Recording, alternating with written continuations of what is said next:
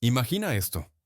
Eres una joven novia llamada Margot, con apenas 15 inviernos, de pie en el umbral de una cabaña de piedra en el año 1347 de Cristo. Mientras tu nuevo esposo, Henrik, se acerca al lecho nupcial, los juncos bajo tus pies descalzos crujen con cada paso nervioso. La luz de las velas parpadea sobre su rostro curtido. Tiene casi el doble de tu edad, elegido por tu padre por sus 3 cerdos y media hectárea de cebada. Tus manos tiemblan mientras aferras la áspera prenda de lana que tu madre cosió para esta misma noche, la misma que ella usó, y su madre antes que ella. A través de las delgadas paredes, puedes escuchar a los amigos de Henrik afuera, borrachos de cerveza, gritando groseros estímulos y golpeando ollas con cucharas de madera. No se irán hasta que escuchen la prueba de la consumación. Tu respiración se acelera en jadeos cortos mientras los dedos callosos de Henrik alcanzan el cordón de cuero en tu garganta. Y te preguntas si las advertencias susurradas de tu madre sobre los deberes conyugales podrían prepararte para lo que está a punto de suceder en esta habitación estrecha y humeante que huele a lana mojada y cuerpos sin lavar.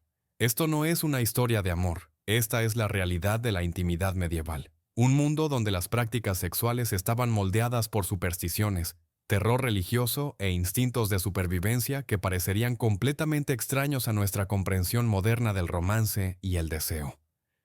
Antes de sumergirnos en estas historias olvidadas de supervivencia y sufrimiento, si disfrutas aprendiendo sobre las verdades ocultas de la historia, considera darle al botón de me gusta y suscribirte para más contenido como este. Y por favor, comenta abajo para decirme desde dónde estás escuchando. Me parece increíble que estemos explorando estas historias antiguas juntos desde diferentes partes del mundo, conectados a través del tiempo y el espacio por nuestra curiosidad compartida sobre el pasado. El dormitorio medieval era un campo de batalla donde los cuerpos se convertían en territorios políticos, donde la doctrina de la Iglesia chocaba con las tradiciones paganas, y donde los momentos más íntimos de la vida humana estaban gobernados por reglas tan extrañas y restrictivas que harían que la piel de una persona moderna se erizara.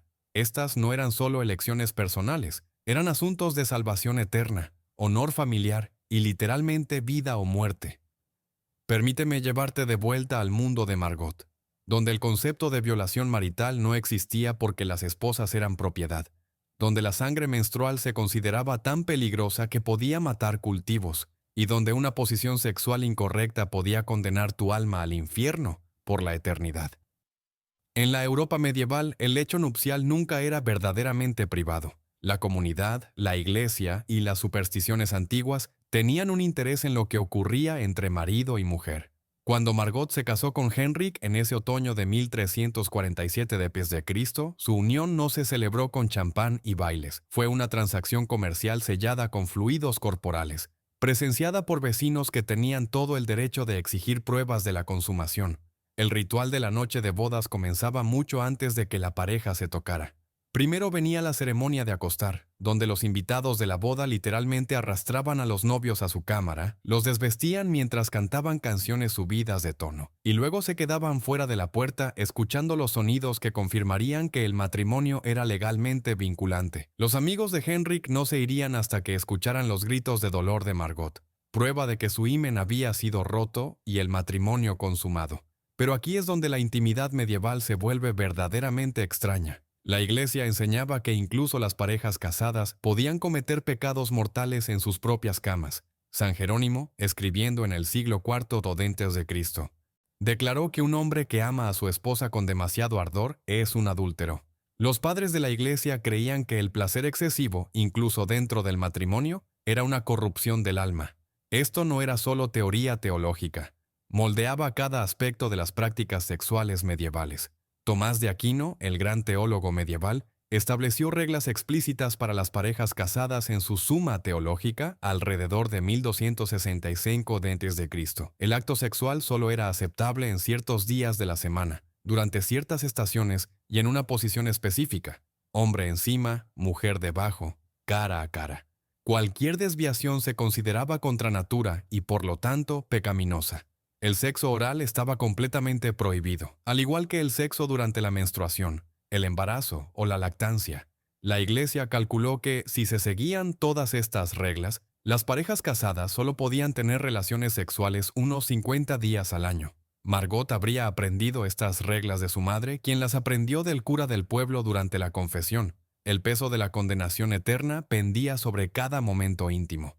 Cuando Henrik se acercaba a ella en un miércoles prohibido durante la Cuaresma, ella enfrentaba una elección imposible: someterse a la voluntad de su esposo y arriesgar su alma, o negarse y enfrentar su ira en un mundo donde la violencia doméstica no solo era legal, sino que se esperaba. La comprensión medieval de la sexualidad femenina se basaba en malentendidos fundamentales que persistirían durante siglos. Los textos médicos de la época, influenciados por fuentes griegas y romanas antiguas, enseñaban que las mujeres eran esencialmente hombres defectuosos. Sus órganos sexuales eran simplemente versiones invertidas de los genitales masculinos. La vagina se consideraba un pene invertido y los ovarios eran testículos internos. Esto no era mera ignorancia.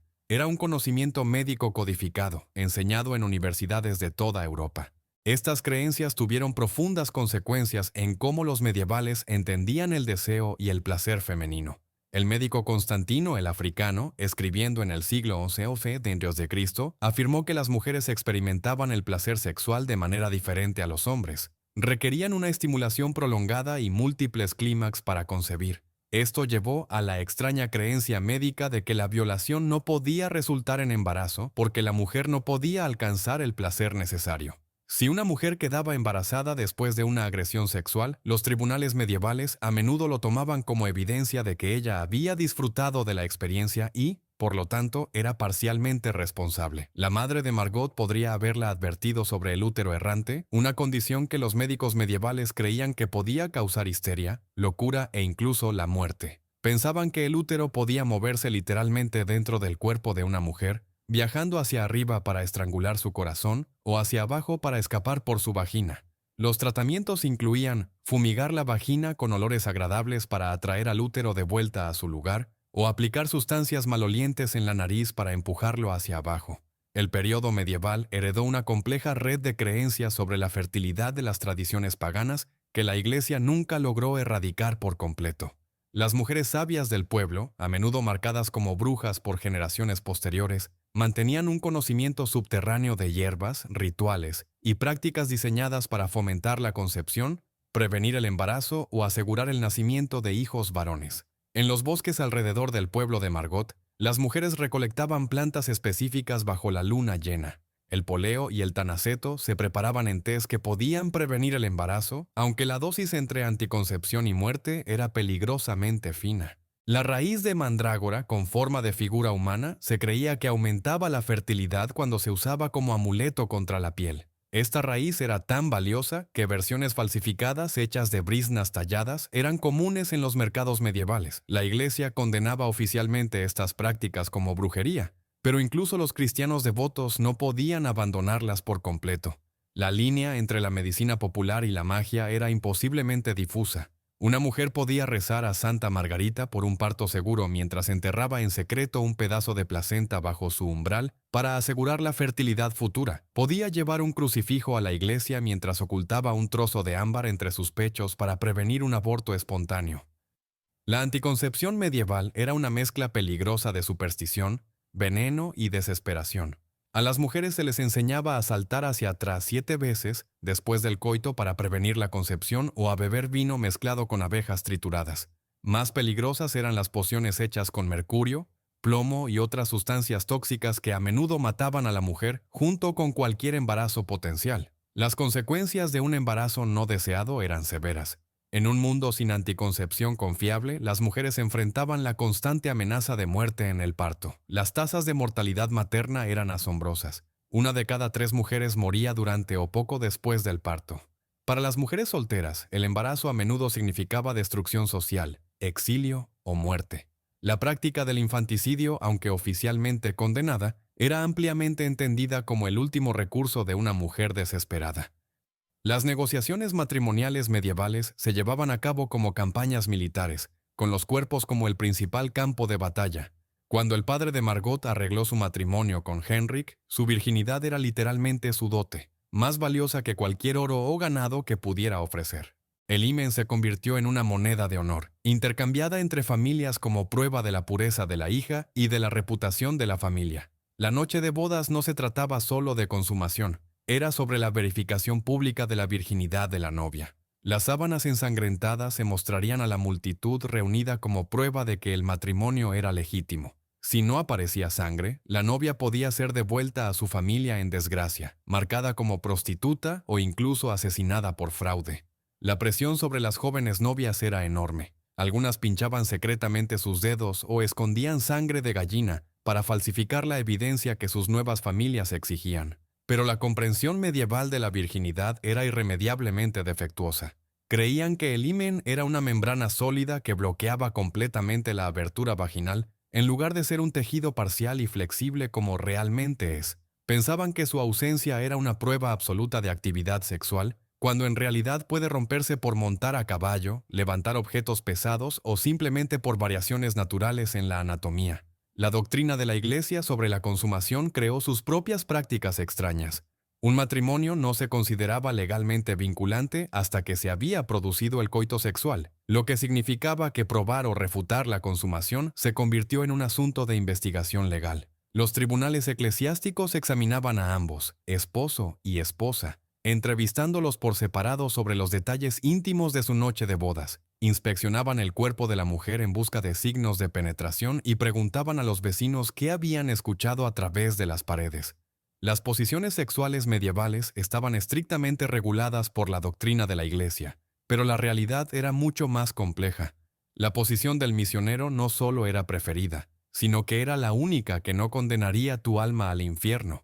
La Iglesia enseñaba que cualquier posición que pusiera a la mujer encima era contra natura porque violaba el orden natural de la dominación masculina. La entrada trasera se consideraba bestial, relacionando la sexualidad humana con las prácticas de apareamiento animal. Sin embargo, la literatura medieval insinúa una realidad más compleja. Los fabliaux, cuentos cómicos subidos de tono populares en la Francia medieval, describen encuentros sexuales que habrían escandalizado a las autoridades eclesiásticas. Estas historias, a menudo contadas por juglares ambulantes en tabernas y plazas de mercado, revelan un mundo secreto donde las parejas experimentaban con prácticas prohibidas a pesar de la amenaza de la condenación eterna. El poeta francés Andreas Capellanus, escribiendo alrededor de 1004 describió elaborados rituales de cortejo que incluían instrucciones detalladas para posiciones y técnicas sexuales. Su trabajo sugiere que, al menos entre la nobleza, había una comprensión sofisticada del placer sexual que iba mucho más allá de las enseñanzas restrictivas de la Iglesia. Sin embargo, estas prácticas eran secretos peligrosos. El descubrimiento podía significar excomunión, exilio o muerte.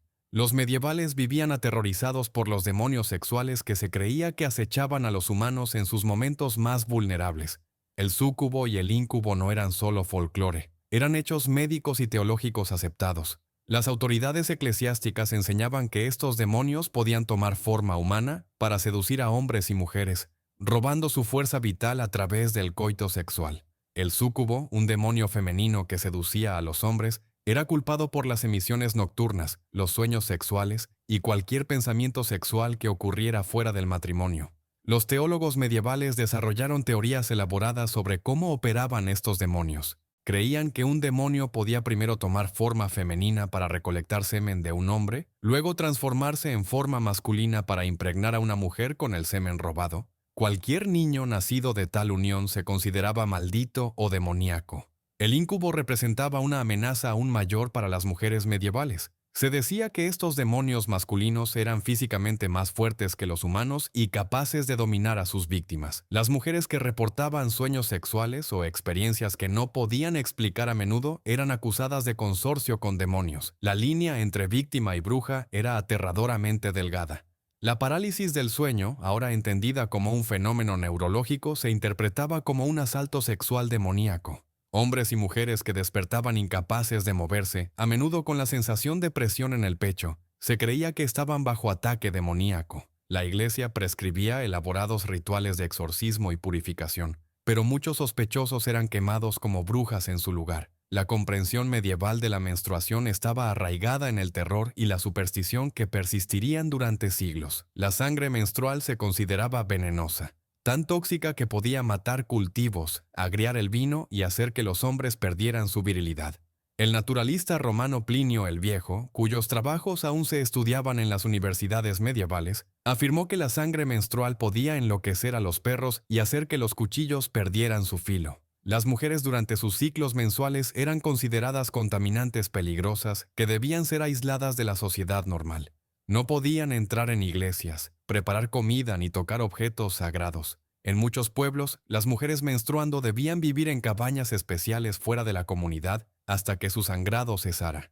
La Iglesia enseñaba que la menstruación era el castigo de Dios por el pecado original de Eva, haciendo que cada ciclo mensual fuera un recordatorio de la vergüenza femenina. La falta de comprensión sobre la menstruación creó prácticas médicas extrañas. Los médicos creían que la sangre menstrual que no se expulsaba correctamente del cuerpo se acumulaba y envenenaba a la mujer desde dentro.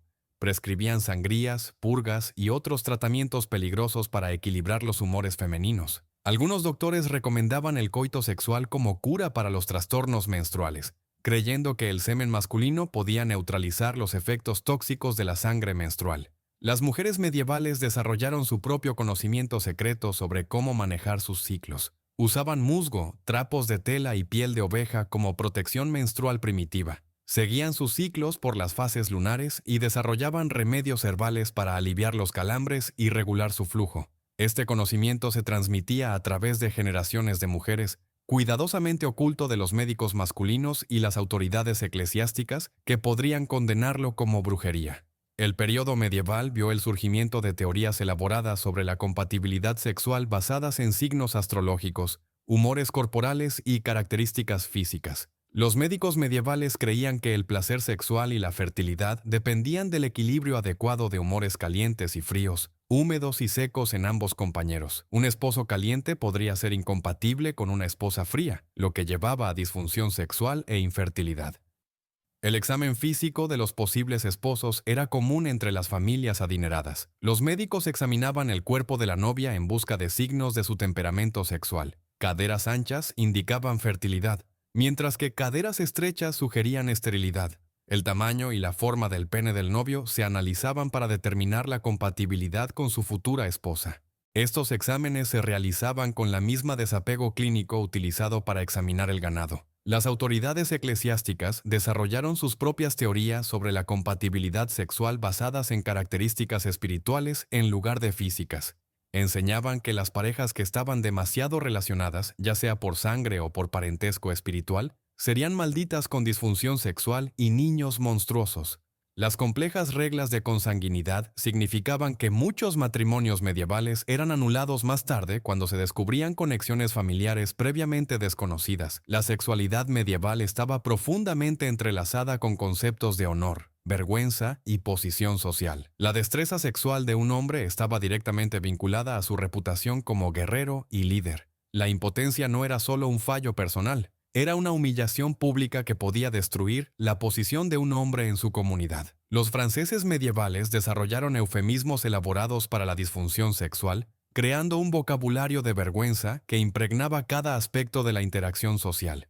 Para las mujeres, la reputación sexual era aún más frágil. La más mínima insinuación de impropiedad podía destruir las perspectivas matrimoniales de una mujer y el honor de su familia. Las ciudades medievales eran comunidades pequeñas donde todos conocían los asuntos de los demás. Una mujer vista hablando con un hombre que no fuera su esposo o pariente podía ser marcada como prostituta. Los estándares de comportamiento femenino eran tan restrictivos que incluso las mujeres casadas vivían en constante temor al chisme y la acusación.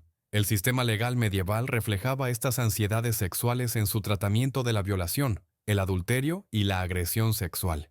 La violación no se definía como un crimen contra la mujer, sino como un crimen contra el hombre que la poseía, su padre, esposo o señor. El castigo por violación variaba drásticamente dependiendo del estatus social tanto de la víctima como del perpetrador. Un noble que violaba a una campesina podía pagar una pequeña multa, mientras que un campesino que violaba a una mujer noble enfrentaría tortura y muerte. El adulterio se castigaba aún más severamente, pero solo para las mujeres. Una mujer casada que tuviera sexo con cualquier hombre que no fuera su esposo podía ser asesinada por su esposo sin consecuencias legales. Los códigos legales medievales otorgaban específicamente a los esposos el derecho a asesinar a esposas adúlteras y a sus amantes si eran sorprendidos en el acto. Los hombres, sin embargo, generalmente eran libres de tener sexo con mujeres solteras, prostitutas o sus propias sirvientas sin consecuencias legales. El periodo medieval vio el desarrollo de elaborados rituales de cortejo que influirían en la cultura europea durante siglos. La tradición del amor cortés, popularizada en la poesía de los trovadores,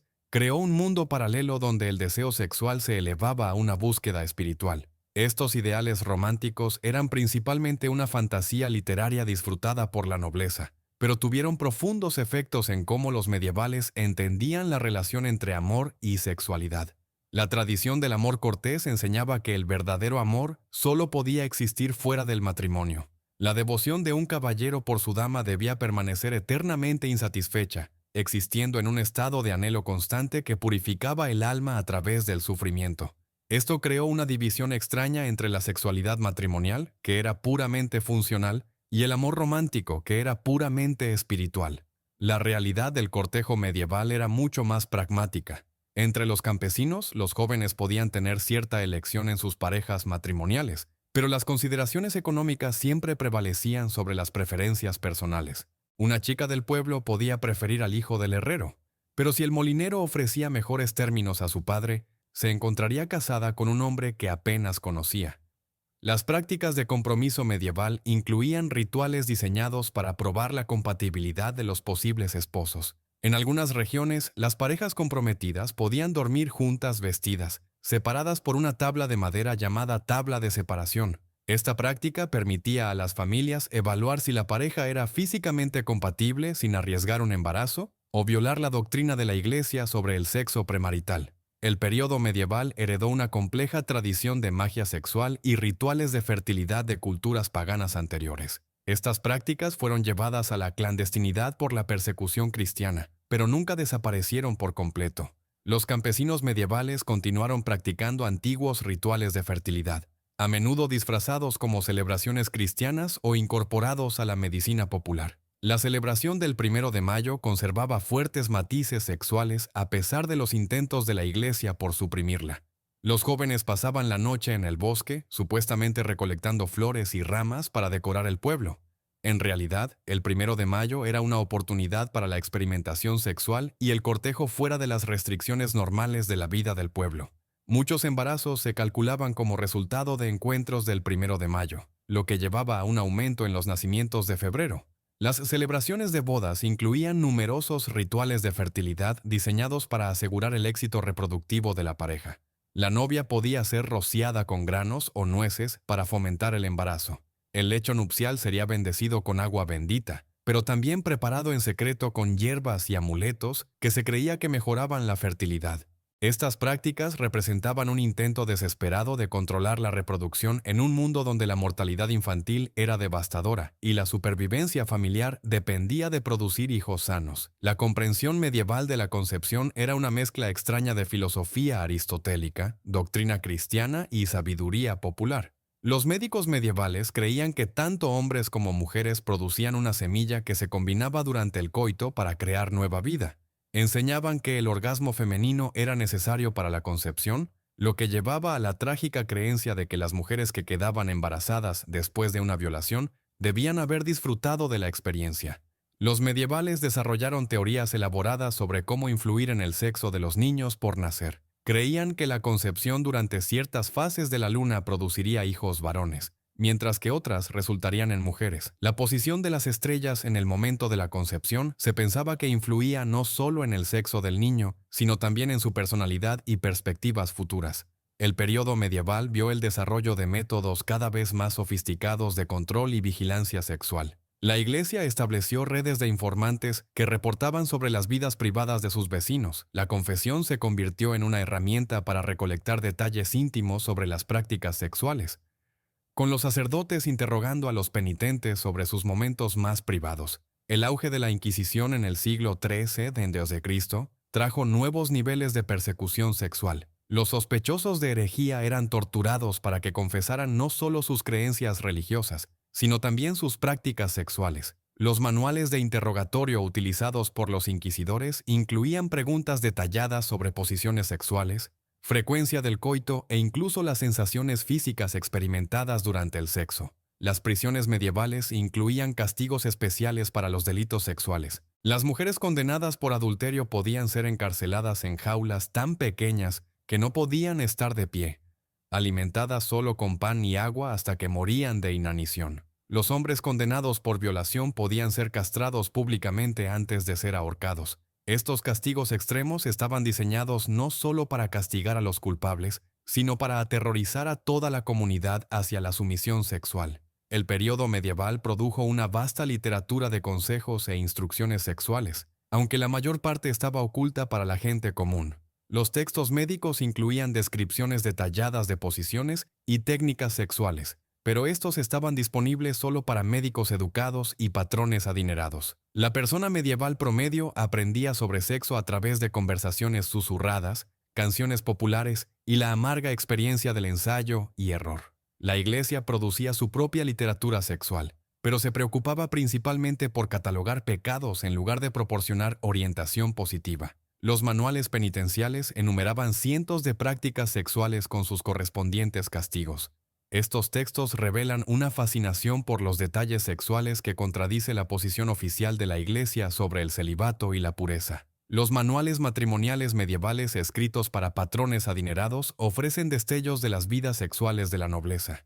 Estos textos ofrecían consejos sobre todo, desde técnicas para la noche de bodas hasta la gestión de las relaciones sexuales durante el embarazo. Revelan una comprensión sofisticada del placer sexual que estaba oculta para la población general, pero claramente practicada por aquellos que podían permitirse privacidad y discreción.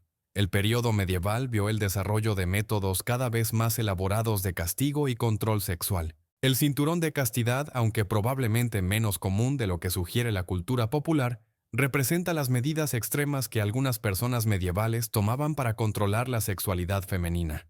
Estos dispositivos no eran solo restricciones físicas, sino símbolos del terror que rodeaba la autonomía sexual femenina. Los burdeles medievales eran simultáneamente legales e ilegales. La Iglesia condenaba oficialmente la prostitución, pero las autoridades seculares a menudo la licenciaban y regulaban. Las ciudades medievales mantenían distritos de luz roja oficiales donde las prostitutas trabajaban bajo supervisión gubernamental. Estas mujeres debían usar ropa distintiva, vivir en áreas designadas y someterse a exámenes médicos regulares. El período medieval produjo algunas de las costumbres sexuales más extrañas de la historia europea. El derecho de primera noche o droit du seigneur supuestamente otorgaba a los señores feudales el derecho a tener sexo con las novias campesinas en su noche de bodas. Aunque los historiadores debaten si esta práctica realmente existió, la mera posibilidad revela la completa vulnerabilidad sexual de las mujeres campesinas medievales. Los medievales creían que las prácticas sexuales podían influir en todo, desde el clima hasta el éxito de las campañas militares. Los reyes y nobles consultaban a astrólogos sobre los mejores momentos para el coito sexual, creyendo que las fuerzas cósmicas presentes en la concepción influirían en el destino de sus hijos. Los comandantes de ejércitos podían ordenar a sus soldados a abstenerse de sexo antes de la batalla, creyendo que la actividad sexual drenaría su vigor marcial. El período medieval vio el desarrollo de métodos cada vez más sofisticados de vigilancia y control sexual. Las comunidades de los pueblos desarrollaron elaborados sistemas de presión social diseñados para regular el comportamiento sexual. Los jóvenes rara vez podían estar solos juntos, y se esperaba que las parejas casadas condujeran sus vidas íntimas de acuerdo con los estándares de la comunidad. La comprensión medieval del placer sexual estaba profundamente influenciada por las enseñanzas religiosas sobre la naturaleza del alma y el cuerpo. La Iglesia enseñaba que el placer sexual era una trampa tendida por el diablo para alejar a los humanos de la contemplación espiritual. Incluso dentro del matrimonio, el disfrute excesivo del coito sexual se consideraba un pecado que podía condenar el alma al infierno. Los medievales desarrollaron técnicas elaboradas para manejar el deseo sexual y controlar sus cuerpos. El ayuno, los baños fríos y la mortificación física se usaban para suprimir los impulsos sexuales. A los jóvenes se les enseñaba a evitar situaciones que pudieran llevar a la excitación sexual, incluyendo ciertos alimentos, música y formas de entretenimiento. El período medieval produjo una vasta cultura subterránea de transgresión y rebelión sexual. A pesar de los intentos de la Iglesia por controlar la sexualidad humana, los medievales encontraron formas de expresar sus deseos y buscar placer. Este mundo secreto de rebelión sexual existía junto a la cultura oficial de represión y control. La sexualidad medieval estaba moldeada por consideraciones prácticas que las personas modernas rara vez consideran. La falta de privacidad en los hogares medievales significaba que el coito sexual a menudo ocurría en espacios compartidos con niños, sirvientes y miembros de la familia extendida. Los sonidos y olores de la actividad sexual eran parte de la vida diaria de maneras que sorprenderían a las sensibilidades modernas. El período medieval vio el desarrollo de relaciones cada vez más complejas entre la sexualidad y la clase social. Los privilegios sexuales de la nobleza eran parte de su patrón más amplio de dominación social. Los señores y damas tenían acceso a cámaras privadas, alimentos exóticos y tiempo de ocio que les permitían explorar el placer sexual de maneras que eran imposibles para los campesinos. El matrimonio medieval se trataba, en última instancia, de supervivencia más que de amor o satisfacción sexual. En un mundo donde la esperanza de vida era corta y la mortalidad infantil era alta, el propósito principal del matrimonio era producir hijos que pudieran llevar el nombre de la familia y trabajar la tierra. El placer sexual era una consideración secundaria en el mejor de los casos y a menudo se veía como una distracción peligrosa de preocupaciones más importantes. El período medieval produjo algunas de las costumbres sexuales más restrictivas de la historia europea, pero también vio el desarrollo de formas sofisticadas de resistencia y rebelión sexual. Los medievales encontraron formas de buscar placer y expresar sus deseos a pesar de la abrumadora presión social para conformarse a las expectativas religiosas y sociales. Al volver con Margot en su cabaña de piedra, con las manos de Henrik aún alcanzándola bajo la luz parpadeante de las velas, podemos entender su terror, no solo como miedo personal, sino como el peso de las ansiedades sexuales de toda una cultura presionando sobre sus jóvenes hombros. Ella lleva la carga de la doctrina religiosa, el honor familiar, la vigilancia comunitaria y su propio deseo desesperado de supervivencia en un mundo que no le ofrece protección. El período medieval nos recuerda que la sexualidad humana siempre ha estado moldeada por el poder, el miedo y el control social. Las prácticas y creencias extrañas de los medievales nos parecen ajenas ahora, pero surgieron de las mismas necesidades y deseos humanos fundamentales que impulsan el comportamiento sexual en cada era. Comprender la sexualidad medieval nos ayuda a reconocer cómo nuestra propia cultura sexual refleja las estructuras de poder y las ansiedades sociales de nuestro tiempo. La intimidad medieval nunca fue verdaderamente íntima, siempre fue pública, siempre política, siempre peligrosa. El dormitorio era un campo de batalla donde se ganaban y perdían almas, donde el honor familiar se defendía o destruía, donde los momentos más privados de la vida humana estaban gobernados por reglas que parecían diseñadas para eliminar el placer y maximizar el sufrimiento. El período medieval produjo algunas de las costumbres sexuales más restrictivas de la historia europea. Pero también revela la increíble resiliencia del deseo sexual humano. A pesar de siglos de persecución religiosa, control social y castigo legal, los medievales encontraron formas de buscar amor, placer y conexión íntima. Sus historias nos recuerdan que la sexualidad es uno de los aspectos más fundamentales de la experiencia humana, demasiado poderoso para ser completamente controlado por cualquier sistema de autoridad. Las prácticas sexuales extrañas y a menudo inquietantes de la Europa medieval no fueron simplemente el resultado de la ignorancia o la superstición. Surgieron de una interacción compleja de doctrina religiosa, estructura social, necesidad económica y genuina necesidad humana.